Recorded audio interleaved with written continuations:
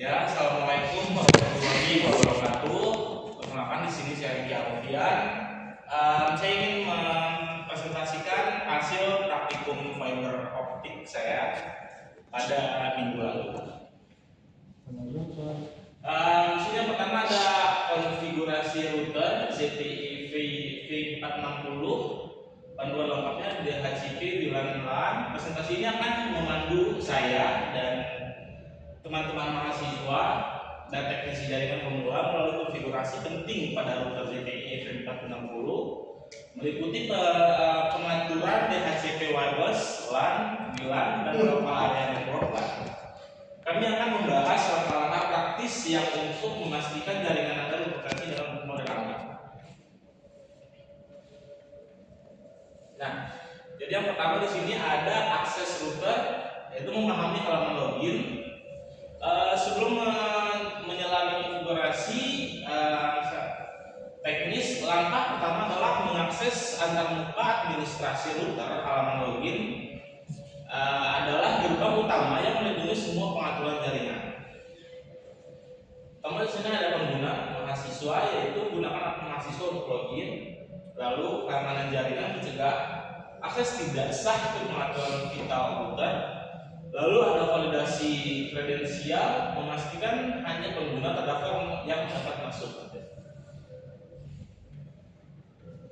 Selanjutnya yaitu konfigurasi DHCP subnet utama, yaitu 192.168.56.1. Dynamic Host Configuration Protocol adalah fitur krusial yang memungkinkan router mendistribusi alamat IP secara otomatis kepada perangkat yang terhubung. Ini menyederhanakan manajemen jaringan secara signifikan. Sini yang pertama adalah layanan DHCP aktif. Pastikan start DHCP service diaktifkan. Ya, seperti yang di gambar sini sudah diaktifkan. Lalu IP gateway router menggunakan 192.168.56.1. Lalu gateway utama, lalu rentang IP distribusi itu 192.168.56.2 gitu ya. Sini ada bagian allocated address, menampilkan daftar perangkat yang telah mendapatkan lokasi IP dari server DHCP. Selanjutnya, keunggulan DHCP, otomatisasi dan efisiensi jaringan. Yang pertama di sini ada manajemen mudah, menyederhanakan konfigurasi IP untuk administrator, lalu fleksibilitas jaringan, memungkinkan perangkat untuk bergerak antar jaringan tanpa konfigurasi manual, lalu hindari konflik IP, secara otomatis mencegah dua perangkat menggunakan IP yang sama, lalu koneksi cepat, mempercepat proses koneksi untuk perangkat baru, lalu informasi lengkap, mendistribusikan IP gateway, subnet dan DNS secara otomatis. DHCP adalah fondasi penting untuk jaringan modern, memastikan distribusi alamat jaringan yang efisien dan bebas masalah sehingga memperlancar alur kerja dan konektivitas perangkat. Selanjutnya yaitu konfigurasi WLAN, Wi-Fi, pengaturan jaringan dan kabel. Nah, pengaturan wireless dan WLAN menentukan bagaimana perangkat dan kabel Anda terhubung ke router. Ini mencakup nama jaringan, kapasitas, dan mekanisme keamanan. Nah, lalu ada wireless switch, pastikan fungsi dan kabel diaktifkan seperti gambar, lalu aksesoris jaringan, lalu maksimum pengguna batas 19. Sini ada maksimum of user ada 12, lalu metode enkripsi menggunakan kombinasi PKIP plus AES untuk kompatibilitas gitu. Lalu kata sandi Wi-Fi yang digunakan adalah 1234567 yang dari hasil praktek saya. Oke, selanjutnya meningkatkan keamanan Wi-Fi. Keamanan Wi-Fi adalah prioritas utama untuk melindungi data. Router ZTE 460 menggunakan standar yang kuat untuk enkripsi dan autentikasi. WPA 2PSK standar keamanan dan kabel modern yang melindungi jaringan dari akses tidak sah. Lalu PKIP plus AES enkripsi yaitu TKIP Temporal Key Integrity Protocol untuk kompatibilitas dengan perangkat lama dan AES Advanced Encryption Standard untuk keamanan tingkat tinggi pada perangkat modern. Perlindungan data yaitu melindungi data yang ditransmisikan melalui jaringan interkabel dari penyadapan dan pencurian informasi. Dengan kombinasi ini, router Anda menawarkan perlindungan yang kuat terhadap ancaman keamanan kabel, memastikan yang aman bagi semua perangkat yang terhubung. Ya. Selanjutnya di sini ada konfigurasi DHCP. Subnet sekunder 192.168.1.61 ini IP gateway router bertindak sebagai gateway yang IP 168.1.1 rentang alamat IP perangkat akan menerima IP dari 192.168.1.2 hingga 192.168.1.254. DHCP aktif, pelayanan DHCP diaktifkan subnet ini. Opsi untuk mengelola beberapa subnet ini sangat berguna dalam lingkungan di mana segmentasi jaringan diperlukan, seperti memisahkan jaringan tamu dari jaringan internal. Ya, jadi kita masuk ke tahap kesimpulan kekuatan dan fleksibilitas ZTE V460 ini ya. Router ZTE V460 terbukti menjadi perangkat yang tangguh dan serbaguna, menawarkan kemampuan konfigurasi komprehensif untuk berbagai kebutuhan jaringan. DHCP efisien mengatur distribusi IP secara otomatis, lalu menyederhanakan manajemen alamat dan mencegah konflik. Bila terkontrol, ini memberikan kontrol penuh atas nama jaringan, jumlah pengguna, dan standar keamanan kabel.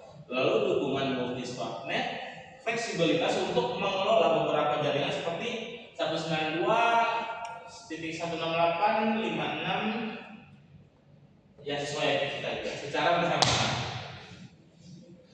Kemampuan ini menjadikan ZTE 460 pilihan yang sangat baik untuk pengguna yang membutuhkan solusi jaringan dapat diandalkan dan mudah dikelola, baik untuk keperluan rumahan maupun hubungan bisnis kecil.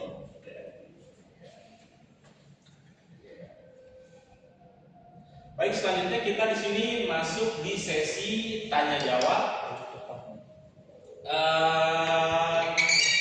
Apakah ada yang ingin ditanyakan dari rekan? Pertanyaan pertama, jadi fungsi utama DHCP di router itu, di router ZTF460 itu, kenapa DHCP itu sangat penting dalam mengurus jaringan? Baik, jadi pertanyaannya adalah mengapa fitur ini sangat penting untuk jaringan. DHCP pada router ZTE F460 berfungsi memberikan alamat IP secara otomatis kepada perangkat yang terhubung. Fitur ini penting karena mempermudah manajemen jaringan, mencegah terjadinya konflik IP, dan memastikan setiap perangkat mendapatkan konfigurasi yang tepat tanpa harus diatur secara manual. Dengan DHCP aktif, pengguna dapat langsung terhubung ke jaringan tanpa proses konfigurasi yang rumit. Apakah cukup? Cukup. Terima kasih. Oke, dari saya yang bertanya. Jadi apa sih perbedaan pengaturan DHCP pada subnet 192.168.5.6 dan subnet 192.168.1 pada router? Baik, jadi perbedaannya yaitu digunakan untuk memisahkan dua jaringan berbeda pada router yang sama.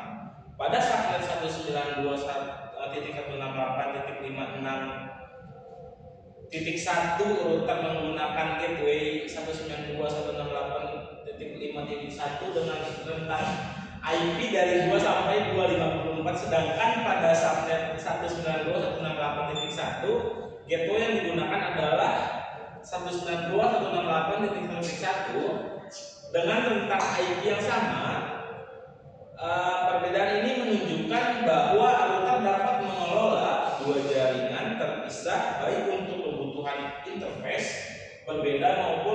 segmentasi jaringan. Oke. Cukup dari saya. Terima kasih. Ada pertanyaan? Oke, saya izin bertanya.